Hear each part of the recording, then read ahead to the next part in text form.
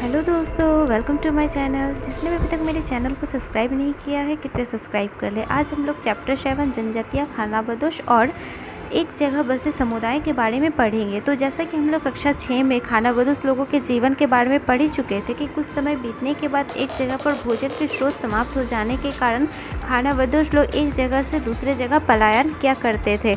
जहाँ पर जो चीज़ की उत्पत्ति होती हो, जहाँ जो चीज़ मिलता हो समय पर उस जगह पे जाके वो लोग स्थिर रहा करते थे। तो अब आज हम लोग जनजाति खानाबदोश और एक जगह बसे हुए लोगों के बारे में जानेंगे। तो चलिए वीडियो शुरू करते हैं।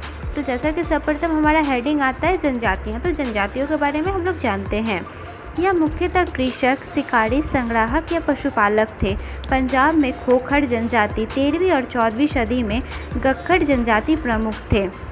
अकबर ने कमाल खां गक्खड़ को मनसबदार बनाया था। अकबर ने कमाल खान गक्खड़ को मनसबदार बनाया था। मुल्तान और सिंध में लंगार और अरघून तथा उत्तर पश्चिम में बलोच जनजाति थी। पश्चिमी हिमालय में गडरियों की जनजाति रहती थी। पश्चिमी हिमालय में जो है गडरी और गडरियों की जनजातियां रहती थी। उत्तर पूर्वी भाग पर नागा, अहोम और कई दूसरी जनजाति का प्रभुत्व था। मौजूद बिहार और झारखंड में 12वीं सदी में चेर सरदारशाहियों का उदय हो चुका था। इन पर अकबर के सेनापति मानसिंह ने 1596 में हमला किया था। अकबर का जो सेनापति मानसिंह था वो 12वीं सदी में जो चेर सरदारशाहियों का जो उदय हुआ था उस पर हमला कर दिया था। उसके बाद आता है मुंडा एवं संथाल जनजाति। हमारा दूसरा हेडिंग है मुंडा एवं संथाल जनजाति। तो बिहार, झारखंड, उड़ीसा, बंगाल, कर्नाटक और मद्रास की पहाड़ियाँ कोली वैराज जनजाति। दक्षिण में कोरागा, वेतर, मारवाड़ इत्यादि।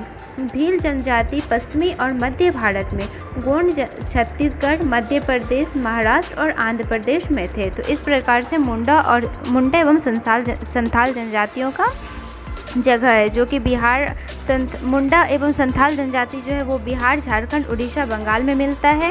और कर्नाटक और महाराष्ट्र की पहाड़ियों में कोली वैराज जनजाति मिलती है। दक्षिण में कोरागा, वेतर, मारवाड़ इत्यादि। भील जनजाति पश्चिमी और मध्य भारत में मिलती है। गोंड छत्तीसगढ़, मध्य प्रदेश, महाराष्ट्र और आंध्र प्रदेश में मिलती है। इस प्रकार से जनजातियों का स्थान अलग अलग है। उसके बाद आते हैं खानाबदोश और घुमंतू लोग, जो लोग खाने के लिए घूमते थे, जहाँ जो चीज़ का मतलब कि जो चीज़ की प्राप्ति हो, जैसे भोजन, पानी, सब एक जगह होता है तो वो लोग वहाँ पे जाके रहते थे। तो इस प्रकार से खानाबदोश और घुमंतू लोगों के बारे में जानते हैं। इनमें बंजारा लोग सबसे महत्वपूर्ण है। बंजारा जो हमेशा घूमते थे, एक जगह से दूसरे जगह अपना तंबू गाड़ के, घर बना के पेड़ों के नीचे रहा करते थे, वो लोग बंजारे लोग थे।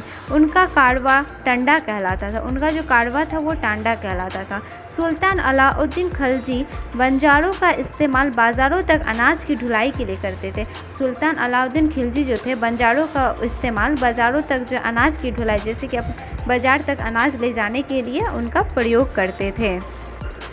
बंजारे मुगल सेना के सैन्य अभियानों में खादानों का ढुलाई का काम करते थे। तो बंजारे वही खादानों की ढुलाई मतलब खाने की चीज़ों की ढुलाई करते थे, एक जगह से दूसरे जगह ले जाया करते थे। उसके बाद नोट में कुछ विशेष चीज़ दिया गया, उसको भी हम लोग ध्यान से देखेंगे कि विशेषज्ञ तो प्राप्त शिल्पियों, सुनार, लोहार, बढ़ई और राजमिस्त्री को भी ब्राह्मणों द्वारा जातियों के रूप में मान्यता दे दी गई।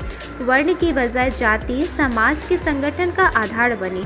वर्तमान तमिलनाडु के तिरुचिरापल्ली ताल्लुक में स्थित उड़ैयाकोडन उदययार के 12वीं शताब्दी के अभिलेख में ब्राह्मणों की एक सभा का वर्णन मिलता है।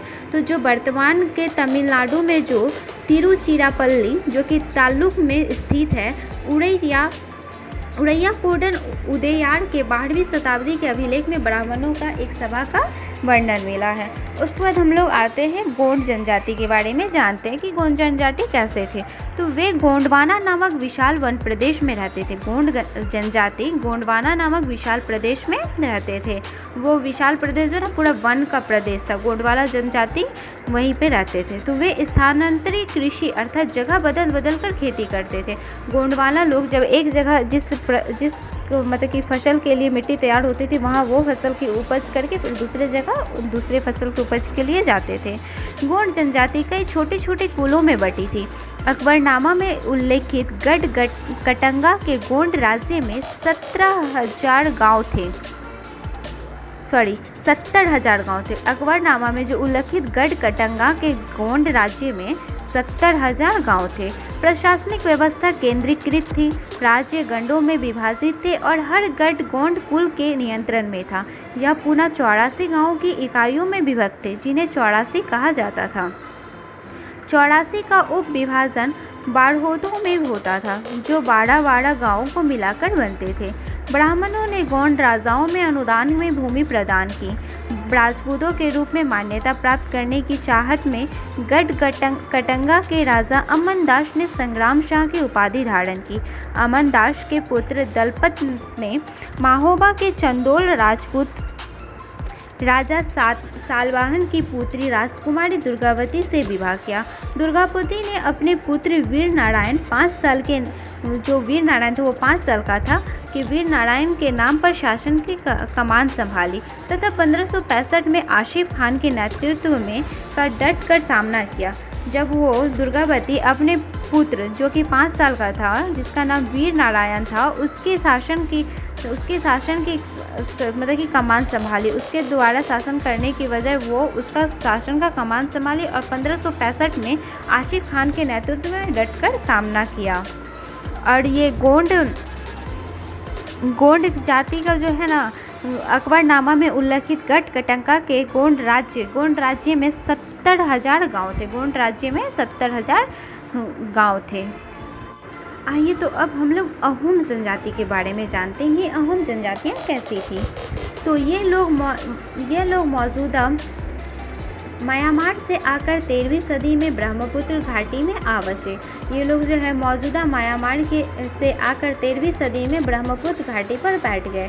इन्होंने भूइयाँ मतलब भूस्वामी राजनीति का दमन किया तथा चूटियों जो कि 1523 और कोच हाजुज 1581 के राज्य को 16वीं सदी में जीता। ये अहोम जनजाति जो थे भूइयाँ भूस्वामी राजनीति का दमन किया तथा चूटियों जो कि 1523 और कोच हाजू का 1581 में राज्य, इन 2 राज्यों को 16वीं सदी में जीता। उन्होंने 1530 के दशक में आग्नेय अस्त्रों का इस्तेमाल किया था तथा 1660 आते आते बारूद और तोपों का निर्माण करने में सक्षम हो गया।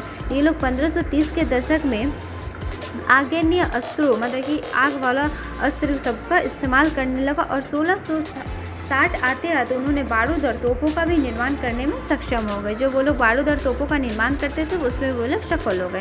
तो 1262 में मीर जुमला के नेतृत्व में मुगलों ने अहोम राज्य पर हमला किया, जिसमें अहोमों की पराजय हुई।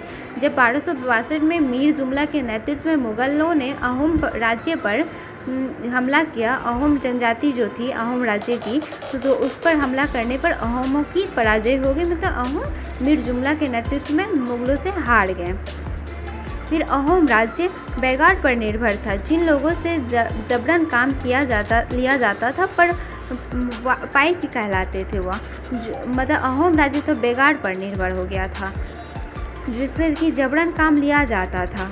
फिर अहोम समाज कुलों में विभाजित था, जिन्हें खेल कहा जाता। अहोम समाज जिस कुल में विभाजित था उसको खेल कहा जाता था।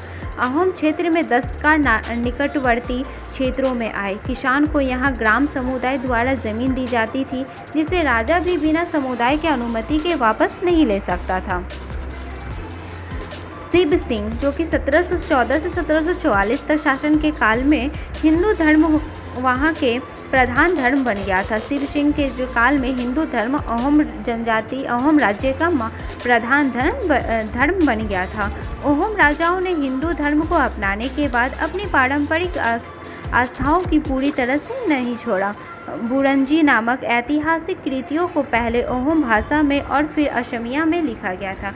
बुरंजी नामक ऐतिहासिक कृतियों को पहले अहोम भाषा में लिखा गया, उसके बाद असमिया भाषा में लिखा गया। उसके बाद हम लोग का एक बुक में रहता है अन्यंत्र, जिसमें कि कुछ अन्यंत्र अलग से लिखा जाता है, तो उसको भी मैं नोट की हूँ। तो उसका जो मेन सब पॉइंट है वो सब मैं बस नोट की हूँ, तो उसमें तो कुछ ज़्यादा लॉन्ग में रहता है, बट मैं यहाँ शॉर्ट में की हूँ। तो अन्यंत्र में आता है मंगोल जनजाति। तो मंगोल जनजाति पशुचारी और संग्राहक जनजाति थी। पशुचारी और शिकारी संग्राहक जनजाति थे। वे मध्य एशिया के घास के मैदानों में बसे हुए थे। घास के मैदानों को स्टेप कहते हैं।